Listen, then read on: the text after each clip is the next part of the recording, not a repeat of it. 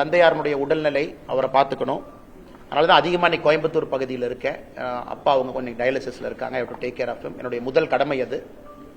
அதனால் இன்னைக்கு அந்த அடிப்படை வேலைகள் என்னால் செய்வதற்கான சாத்தியக்கூறுகள் இல்லை. என்னால் அதிகமாக டிராவல் பண்ண முடியாதுங்கிற வேண்டுகோளை வச்சிருக்கிறேன்.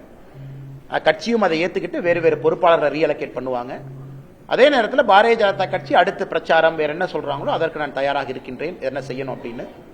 அது நயினார் நாகேந்திரன் அவர்கள் நம்ம கட்சியினுடைய மூத்த தலைவர்களுக்கும் எனக்கும் இருக்கக்கூடிய ஒரு கருத்து. உள்ளுக்குள்ள நாங்கள் பேசிக்கிறோம். இப்போதைக்கு அதிகமாக டிராவல் பண்ண முடியாத சூழ்நிலை எனக்கு இருக்கு. அதனால அதையும் கட்சி புரிஞ்சுக்கிட்டாங்க. சம்பந்தப்பட்ட நேரத்தில் என்ன வேலை, தேர்தல் நிற்பதா இல்லையா, இதெல்லாம் செய்யணுமான்னு கட்சி சொல்லட்டுங்கன்னா அதுக்கப்புறம் நான் பேசுறேன்.